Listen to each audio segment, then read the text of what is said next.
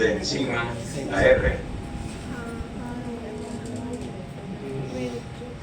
reconocimiento, la A, anclaje, y la T de traducción, y ahora una T del jet, que vendría siendo transporte.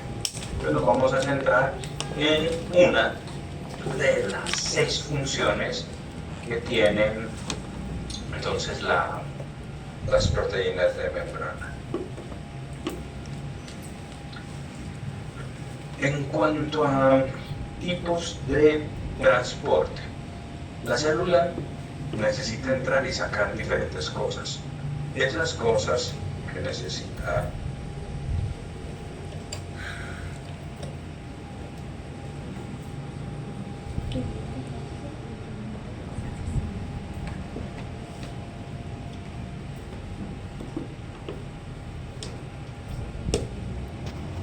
tipos de transporte de célula, y eso va a tener una clasificación grande. La clasificación grande es que puede existir un transporte que sea activo y un transporte que sea pasivo. Spoiler, ¿cuál es la gran diferencia? ATP, la diferencia es energía. Si yo utilizar energía, estoy unido por esto. Si no estoy utilizando energía, tendría estas rutas. Tipos de transporte que no necesiten energía estaría por acá: la difusión simple, la ósmosis y la difusión facilitada. Y aquí en la activa, eso es lo que vamos a ver ahorita, una primaria y secundaria, y una que es para las cosas enormes, que son estas de acá, que vendrían siendo las últimas que iremos por ver. Vamos a arrancar con las que no necesitan energía. Les tendríamos acá el transporte pasivo. ¿Qué caracteriza el transporte pasivo? Que es un paso desde un lugar donde hay muchas cosas a un lugar donde hay pocas cosas. Siempre la célula está tratando de mantener un equilibrio, una estasis entre la parte externa y la parte interna. Entonces, si yo aquí tengo una mayor cantidad de moléculas y aquí tengo menos, pues voy a hacer que ellas pasen para tratar de equilibrar. Entonces, este paso desde una zona de mayor concentración hacia una de menor concentración vendría siendo el primer tipo de transporte pasivo, que se llama difusión.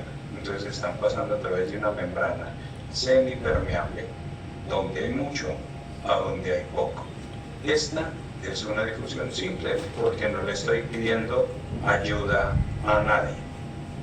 Este tipo de transporte pasivo, que se denomina la difusión simple, ¿a quién puede contribuir? O más bien, ¿quién hace ese tipo de transporte? Entonces lo pueden hacer pequeñas moléculas que no sean polares, y esa fue una de las maquetas que ustedes estuvieron trabajando. Vendrían siendo los gases que están bajando por los glóbulos rojos a nivel de los eritrocitos, de lo que es el oxígeno, el dióxido de carbono, el óxido nítrico, nitrógeno. Entonces, estos son gases que atraviesan fácilmente la membrana sin necesidad de entonces utilizar, además pasan fácilmente y no necesitan de la ayuda de nadie. Como no necesitan la ayuda de nadie y no necesitan energía, eso vendría siendo difusión simple. O también pueden pasar pequeñas cantidades, no grandes cantidades, sino pequeñas cantidades de agua. El etanol sí pasa fácilmente, y la urea. Por eso esta es una de las grandes complicaciones por acá. O sea, si preguntan de cuál es la droga que más está involucrada en homicidios y en accidentes de tránsito, vendría siendo esta, el etanol. Que sea permitida y aceptada socialmente, eso es otra cosa. Pero la gran mayoría de accidentes están mezclados con esto. El fin de semana me tocó uno, ¿sí? ¿Cómo era el accidente de él? Sí. Carretera La Virginia, moto A, moto B, y tipo borracho en camioneta, y se lleva las dos motos. Mata a este y esta están en la UCI. Etanol, si no fuera bajo el efecto de esta sustancia, posiblemente eso no habría ocurrido. ¿Qué sucede con el etanol? Que atraviesa muy fácil la membrana, o sea, ustedes vieron, es difusión simple y va a afectar rápidamente el cerebro. Entonces, al afectar rápidamente el cerebro, va a afectar y va a producir todos los daños que están ahí relacionados con esta sustancia. Ese hecho de que atraviese tan fácil es lo que implica pues ya gran parte de su farmacología y de su efecto deleterio. Entonces el etanol puede atravesar fácilmente a través de difusión simple. Aquí están mostrando esta molécula y esa molécula atravesó solita sin la ayuda de nadie. Eso es atravesar a través de difusión simple. Cuando yo ya necesito una proteína, pero no estoy gastando energía, eso se llama una difusión facilitada. ¿Quién lo facilita? Una proteína. Entonces acá, por ejemplo, bueno, esta está muy grande, esta va a necesitar otro tipo de transporte. Pero aquí cuando vuelve a esta pasa sola, difusión simple. Esta pasa hasta esta necesita una proteína transportadora, pero no utiliza energía, estaría siendo difusión facilitada, la que atravesó acá. Entonces, si atraviesa y sin utilizar ATP, esa vendría siendo una difusión facilitada. Entonces vamos en la clasificación. Transporte pasivo, difusión simple, atraviesa sola. Difusión facilitada, atraviesa utilizando una proteína. Acá, en esta animación, que dice par presos, entonces aquí dice qué es lo que le ha llegado, y él dice, pues me llegó una proteína de transporte, y esa proteína de transporte permite que él esté desde el interior de la cárcel hacia el exterior de la cárcel. ¿Utilizó energía? No utilizó energía, simplemente utilizó una proteína que le facilitó poder atravesar el muro. Difusión facilitada. Lo mismo, transporte pasivo sin energía, difusión facilitada. ¿Y quién puede utilizar eso? Una que necesitamos para sobrevivir, la glucosa. Entonces la glucosa va a necesitar una proteína que se llama una proteína carrier o transportador, y esas proteínas pueden tener diferentes formas de funcionar. Una, por ejemplo, que esto llegue acá, cambie su forma y su configuración y continúe por acá. O una, por acá, sin utilizar energía para algunos iones. Ya saben que hay iones que son altamente polares, pues yo puedo tener aquí un canal para el sodio, para el potasio o para diferentes sustancias que hacen que atraviesen fácilmente esta membrana, pero sin la utilización.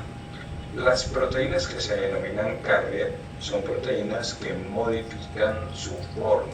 Entonces, si yo me vuelvo aquí, observen la forma que tiene esto, como en una V, y ya acá capta esa glucosa y modifica su forma. Ya no es una V, sino sigue siendo una V invertida. Y aquí ya ingresa, y cuando ingresa vuelve otra vez y se reposiciona. Entonces esa es una de las formas como funcionan las cadenas. Los canales de iones se caracterizan porque son altamente específicos, o por ejemplo, o para el sodio, o para el potasio, pero es una sustancia muy puntual. Entonces los canales de iones, eso es lo que los caracteriza. Y aquí, difusión, recuerden, de mayor concentración a menor concentración sin uso de ATP. Y acá, de mayor a menor, está utilizando una proteína, entonces esto está siendo facilitado. Y ahí ven ya entonces el movimiento neto, siempre tratando de llegar hacia un equilibrio. Cuando yo tengo un tipo de transporte, pero específicamente para una molécula, que es esto que se me está acabando, el agua, a eso se va a denominar ósmosis. O sea, es específico. Es ósmosis, es específico para las moléculas de agua, donde yo tengo una zona de mayor concentración hacia una de menor concentración. Cuando yo ya necesito, yo les dije, el agua puede pasar a través de difusión simple, pero si son ya grandes cantidades, van a existir también sus propias proteínas. Esta que vendría siendo por acá, las acuaporinas, poros diseñados exclusivamente para el agua. Este dibujo y el que sigue es esencial para comprender muchas enfermedades y para comprender el funcionamiento de muchos medicamentos. Y es lo que está ocurriendo al interior de una célula y las concentraciones de agua.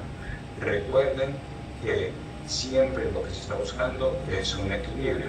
Si yo estoy como en la sangre, una solución que tiende a hacer esto, una solución isotónica que tiene un tono igual, esta parte acá, pues el agua estará en un equilibrio.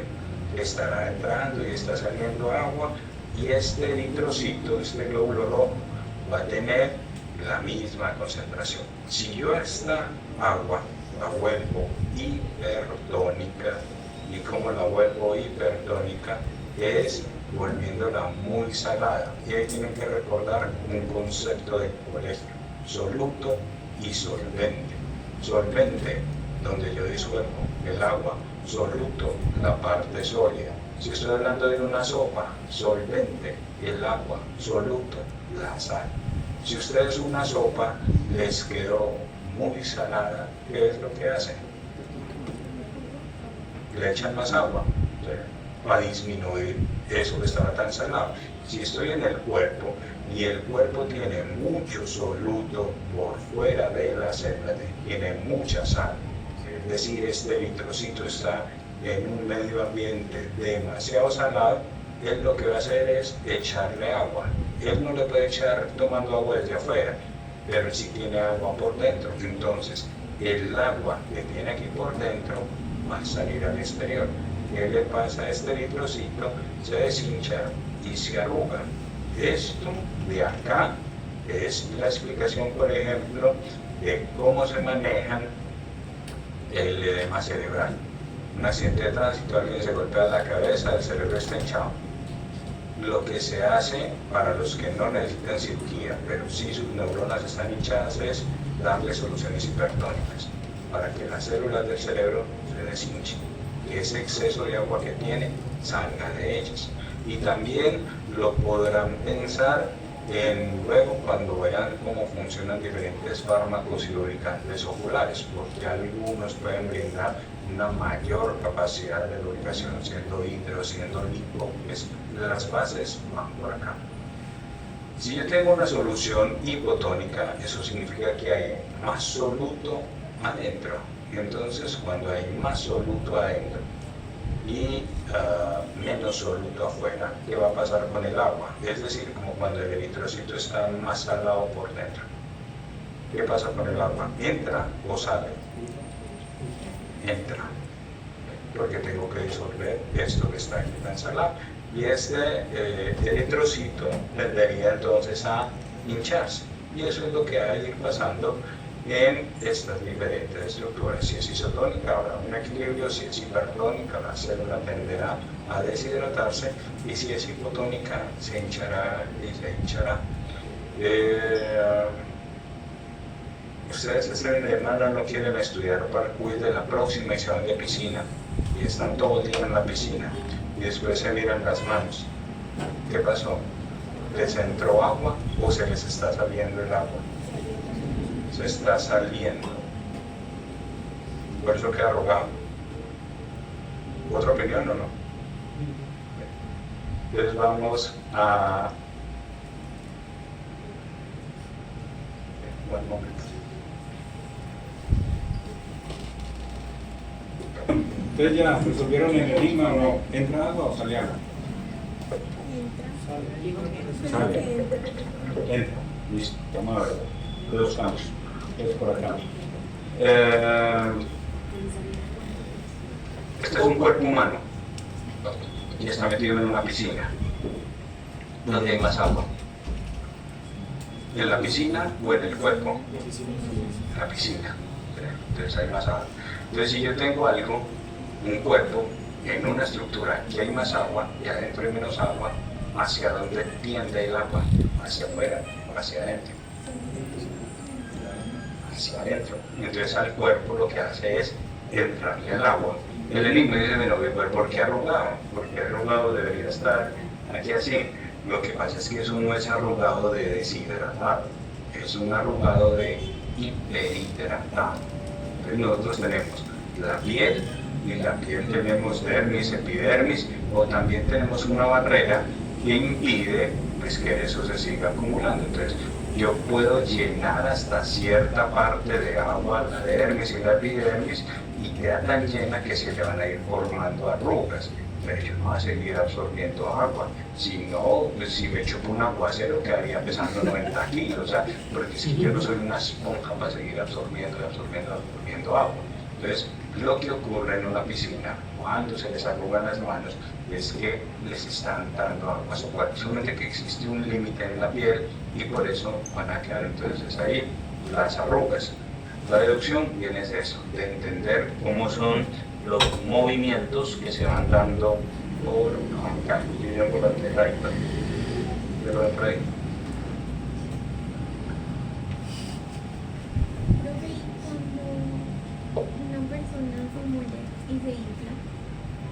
Y eso ya no tiene que ver con esto, claro, ya le explico. Entonces aquí está, la hipotónica entra, bueno, hay más soluto en el interior, se hincha y ya lo ven allí. La isotónica, un equilibrio, la del medio. La extrema derecha, una hipertónica. Entonces la extrema hay más soluto afuera, el agua tiende a salir. La hinchazón del muerto es por gases. Entonces toda la microbiota, todas las bacterias que tenemos dentro de nuestro cuerpo ya no tienen un sistema inmune que la controla, entonces ya se van comiendo el cuerpo y producen gases. Entonces por eso se hincha. O esponja, listo, ya lo tendrían entonces ahí, cómo son en cada uno de los medios y cómo funcionarían estas fases de los líquidos. Va a entender muchas cosas. Si yo estoy utilizando una proteína, ¿qué tipo de transporte es? Activo. ¿Expansivo de difusión? Difusión, pero ¿cuál difusión? Facilitada por proteínas. Y él le tiene que una de las proteínas que pueden transportar se puede llamar carrier, pero a eso le vamos a meter más información. Entonces estas que están transportando sin energía, es decir, difusión facilitada, pueden ser de diferentes tipos. El primero, unas que se denominan uniportadoras. De las uniportadoras, como está diciendo ahí el gráfico, dice es que van pasando una molécula una detrás de la otra, pero en una sola dirección. ¿Sí? Es que pase una, pero en una sola dirección, pero una sola, única dirección. Esa vendría siendo. Las otras vendrían siendo sinportadoras. Las sinportadoras, entonces, lo que van a tener es que vienen dos carreteras, pero las dos carreteras llevan la misma dirección. Entonces acá viene esta carretera y esta carretera. Tiene dos, pero en la misma dirección. Acá, aquí y aquí. Esa es una cable tipo sinportador. Y cuando tiene dos carreteras, pero una va en esta dirección y la otra en la contraria, a eso se le va a denominar antiportadoras. Entonces tendríamos uniportadoras, sinportadoras y antiportadoras. Cualquiera de estas tres son proteínas tipo carrier que hacen parte de la difusión facilitada. Es uniportadora, un solo sentido, sinportadora, dos en el mismo sentido, antiportadoras, una entra, otra sale. ¿Quién puede hacer este tipo de manejo? Por acá tenemos glucosa, algunos aminoácidos o canales de iones específicos para todos los que ustedes ven acá: sodio, potasio, hidrógeno, bicarbonato, cloro, calcio, magnesio, ¿sí? Entonces agua con las acuapolinas. Resumen hasta aquí. Difusión simple, como la de los gases, no necesita de nada. Difusión facilitada. Aquí tengo una carrier que está llevando una sola cosa en una sola dirección. ¿Cuál de las tres sería? Unisin uniportador. Entonces vendría siendo una uniportadora. Esta de acá que vendría siendo la difusión facilitada, y esta que también es facilitada tipo canal para algo muy específico como los iones. Lo que se ha visto hasta el momento es sin energía. Quedan las que son con energía. Entonces las que son con energía, que necesitan que ustedes siempre tengan que hacer algún tipo de receso. ¿Por qué? Porque en ese receso descansan, pueden ingerir alimentos y ya tienen el sustrato para utilizar el ATP. Reducción del ATP, adenosin trifosfato. El ejemplo clásico del ATP es la bomba de sodio, potasio, ATPasa. Y aquí dice ATPasa, está utilizando ATP. Ven que en el anterior se habían unos paiones, por ejemplo para sodio, cloro, bicarbonato, magnesio, pero era para una sola cosa y sin energía. Aquí ya estoy utilizando algo que sí está requiriendo el uso de ATP. ¿Para qué? Para sacar 3 sodios y para meter 2 potasios, pero con el uso de ATP. Este es el esquema entonces de la bomba de sodio, potasio, ATPasa. Ella tiene que sacar un soluto, en este caso vendría siendo sodio, lo expulsa, utiliza aquí fosforila este ATP. Cuando la proteína se fosforila, estas 3 moléculas de ATP salen hacia el exterior y ya pueden entrar 2 moléculas de potasio, pero necesito otra vez meterlo por ahí ATP para poder cambiar la configuración y que esto entre. Y así es como funciona la bomba de sodio, potasio, ATPasa. Vamos con diferentes tipos de transportes. Aquí tendríamos por esta parte, por acá, difusión simple, uno de difusión facilitada y uno de transporte activo. ¿Cuál es el error ahí? Hay un error.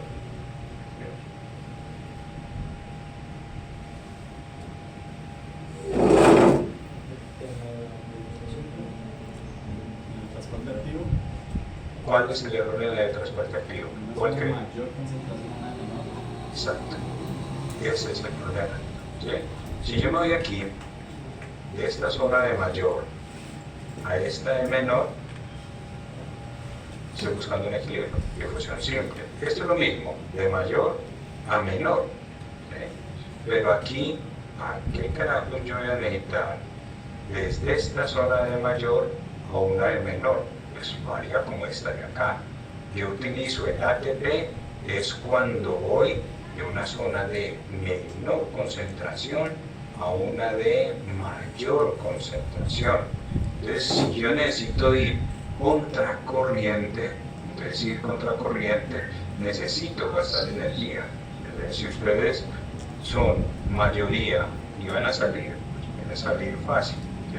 Pero si algo necesita entrar, yo que soy de menor concentración como profesor, necesito entrar. Entonces al entrar necesito utilizar energía, porque esa energía es indispensable para que esconde el celular. Necesito utilizar energía porque voy contracorriente, voy en contra de la concentración. Entonces, energía, ese es el gasto de ATP, y por eso este tipo de transporte lo gasta, ¿sí? Porque va contra corriente. Y entonces este es el error. Si yo fuera aquí de una de mayor a menor, pues no tendría sentido. Ahí es donde está entonces el fallo de, y ahorita sí ya lo podríamos hacer. Miren entonces cómo este sí ya queda bien, de una de menor concentración a una de mayor, que fue lo que hice ahorita. Ahí sí yo voy a utilizar ATP, ya queda corregido entonces esta parte acá. ¿Cuál es esta? Simple, esta. Facilitada, esta.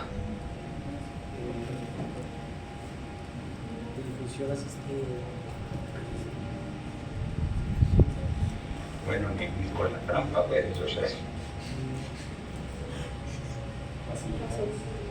¿Cuál es esta? Facilitada, mediada por un transportador uni, anti, sin, uniportador. ¿Listo? Entonces aquí tendríamos transporte pasivo y esta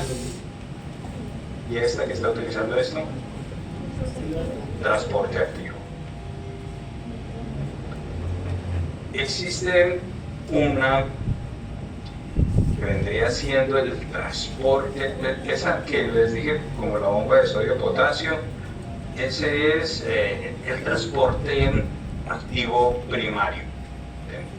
Si me voy entonces aquí a Tórtola, va a existir un tipo de transporte activo que es el secundario. Y vamos aquí entonces a dilucidar lo que está diciendo Tórtola con respecto al transporte activo secundario. Les dice, los mecanismos de transporte activo secundario utilizan la energía almacenada de los gradientes de concentración de iones, en este caso del sodio. O sea que no utilizan esa energía directamente, utilizan como el flujo de energía que ha quedado guardado de las bombas. Entonces, como las bombas constituyen los principales mecanismos de transporte activo primario, es decir, la bomba de sodio, potasio, ATPasa, ellas van a hidrolizar ese ATP y mantienen como ese flujo de energía. Entonces, consumen ese ATP de forma indirecta, es decir, ellos sí utilizan ATP, pero no están fabricando ellos directamente ese ATP o metabolizando ese ATP, sino que aprovechan que otros hacen el trabajo y utilizan esa fuerza. Es como aquellos que en los juicios se ponen a mirar para todos los lados, no hicieron ningún esfuerzo, hacen de pronto el de mirar y aprovechan ese gradiente de energía del otro para poderse sacar un 3, ¿sí? Pero no están haciendo el esfuerzo de ellos, están aprovechando el gradiente de otros. Ese sería un transporte de activo secundario. Están consumiendo eso de forma indirecta. Esa es la principal característica entonces que está diferenciando el transporte activo. El GIF muestra entonces cómo es el transporte activo de la bomba de sodio, potasio, ATPasa. Aquí queda bien, de menor concentración a mayor concentración, y lo mismo acá, de menor a mayor a través de una hidrólisis del ATP.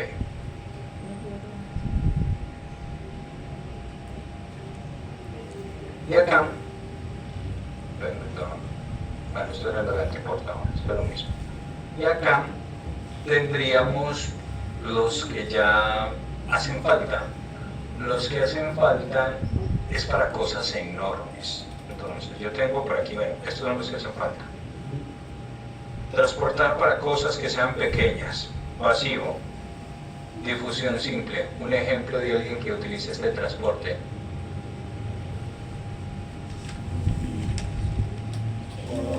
El oxígeno, listo. Difusión facilitada. ¿Qué utiliza la difusión facilitada?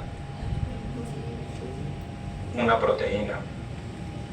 Si yo tengo transporte activo, de aquí necesitaría ATP, que sería la bomba de sodio, potasio, ATPasa, y si es secundario es aprovechar ese flujo, ese gradiente que se ha generado acá. Estos son los que hemos visto hasta el momento y quedan para las cosas que son gigantescas. De las cosas gigantescas pueden movilizarse en la membrana a través de endocitosis, exocitosis o transcitosis. Y ya les voy a explicar entonces esto de aquí, después nos volvemos a esta diapositiva.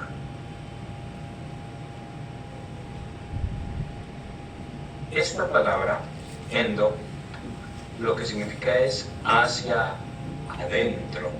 Entonces yo, dentro de la célula, necesito hacer un movimiento hacia adentro de la célula. Cuando yo estoy entrando cosas muy grandes, puedo hacer o fagocitosis, o pinocitosis, o una endocitosis mediada por un receptor. La primera, fago, como el lisosoma, como el macrófago, fagocitar. ¿Qué es fagocitar? Comer. Entonces yo puedo aquí fagocitar. Tengo algo que es muy grande, entonces aquí tengo, no sé, una bacteria o una molécula que sea muy grande. Entonces vean cómo la membrana se modifica, se pliega, se forma, pues ahorita como estamos hablando de las características de la fluidez de membrana. Entonces este es un mecanismo en el cual la célula puede ayudar a proteger el organismo. Tengo aquí una bacteria, la envuelvo y al envolverla la he dejado dentro de la célula en una vesiculita chiquitica con su propia membrana. O sea, esto es un pedacito de la membrana y aquí estaría la bacteria. Cuando está aquí, clase de primer semestre, va a llegar alguien que está muy cerca, un lisosoma. Entonces el lisosoma yo lo uno con esto que he fagocitado y se va a formar un fagolisosoma. Y ese fagolisosoma es que el lisosoma puede liberar enzimas hidrolíticas, destruye la bacteria y me defendió de algún bicho. Esta es una forma de funcionar con endocitosis. Pero pues comiendo ya bacterias. Si yo lo que necesito entrar es una gran molécula de agua, entonces eso es a lo que se denomina pinocitosis. Entonces en la pinocitosis es cuando esta membrana va formando una vesícula en la cual hay líquido y hay solutos y lo ingresa. Podría también llegar un lisosoma y comenzar a digerir eso y dejar aquí ya en el interior los solutos que venían en esa agua. Entonces esta es otra forma de funcionar. Entonces la pinocitosis implica ingerir partículas que son muy diminutas, que están metidas en un líquido extracelular. Entonces yo tengo estas partículas diminutas, las meto con algo de líquido extracelular y aquí dentro estoy yo y me quedo con esas pequeñas cositas. Pero como eran tantas, pues entonces aprovecho mejor este mecanismo. En el fago, esta bacteria la logro ingresar y aquí ya le voy a unir esto que vendría siendo un lisosoma para poder generar un fagolisosoma. Esas vendrían siendo entonces las dos que tenemos. Y la otra pues vendría siendo como lo mismo, pero mediado por un receptor. Eso es entonces lo que aparece acá como endo. Sobre todo, esta es la misma de acá, pero que exista un receptor. Esto es comer bacterias, esto es comer cosas muy pequeñitas, pero con mucha agua. Entonces esto logra entrar. Esto es salir, endo es entrar, exo es salir. Es la exocitosis, es un proceso en el cual yo ya lo que tengo que hacer es algo que está aquí adentro, lo voy a expulsar hacia el exterior. Estaba interno, pero lo expulso. Vamos a ver si caen en cuenta. Yo les di un ejemplo de esto, de exocitosis, el semestre pasado. ¿Quién funciona así? Les digo de una vez, depende de la entrada de calcio. O sea, entra calcio acá, aquí hay una vesícula y la vesícula libera esto. ¿Quién hace eso? Sí, pero ¿qué célula del semestre pasado?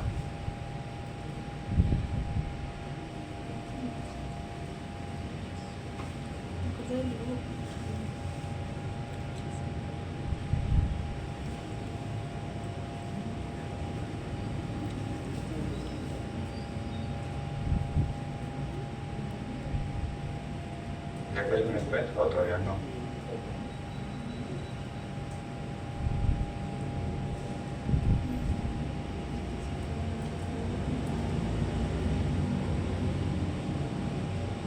Y está en el simpático, y está en el parasimpático, y están todas las células que tienen que ver con neurotransmisión. Bueno, y ya dije la palabra, las neuronas, neurotransmisión. Entonces, si yo tengo acá algo que vendría siendo una vesícula, las vesículas contienen neurotransmisores y los neurotransmisores son liberados mediante exocitosis. Esta vendría siendo la parte de cómo van funcionando ellas. Tipo de transporte. ¿Cuál? Simple. Difusión simple. Este. Difusión facilitada. Este. Transporte activo. Entrar cosas muy grandes, endocitosis. Entrar pequeñas partículas con mucha agua, pinocitosis. Sacar, exocitosis. Si es solo del agua, ósmosis. Entonces ahí tendríamos los diferentes tipos por acá de transporte. Claro que faltaba uno, la transparentlogía.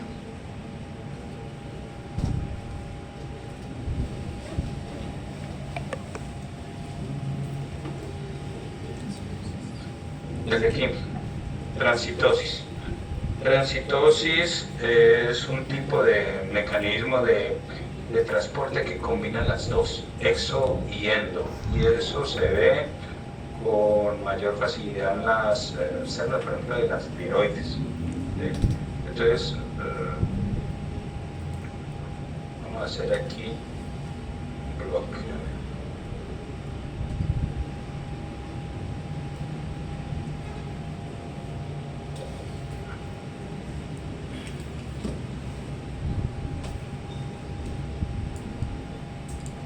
Y acá tendríamos, no sé, célula A, B, C, D, E.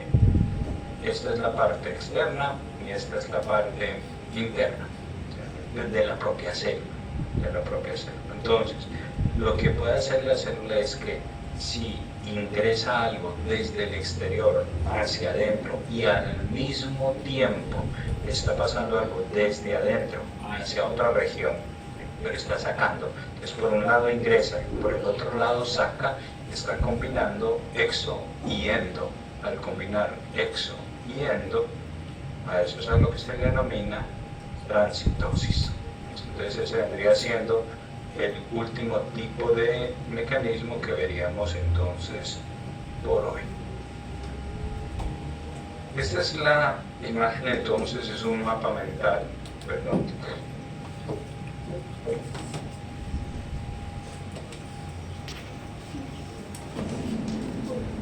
Y acá estaría la imagen final. Transporte de membrana es un mapa mental. Vuelve y juega.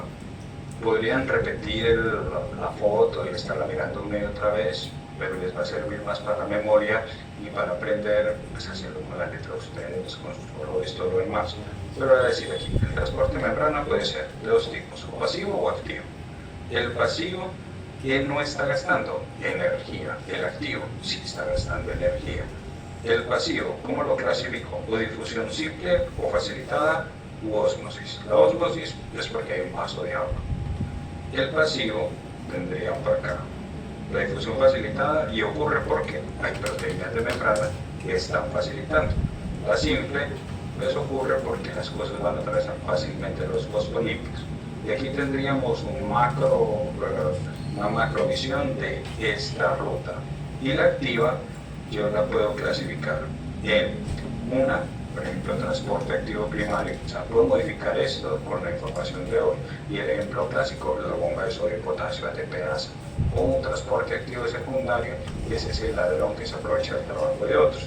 O para transportar cosas hacia adentro, endocitosis, que puede ser o para cosas grandes sólidas, vago, o para vesículas de agua con pequeñas partículas, y esta sería pinocitosis.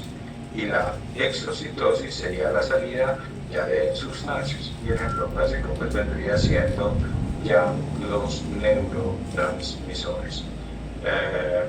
De lo que se vio en la primera clase y de lo que se vio hoy, es de lo que habrá quiz la próxima semana. Y continuaremos entonces con otro tema, y ahí sí ya entraríamos al terreno, pues si se van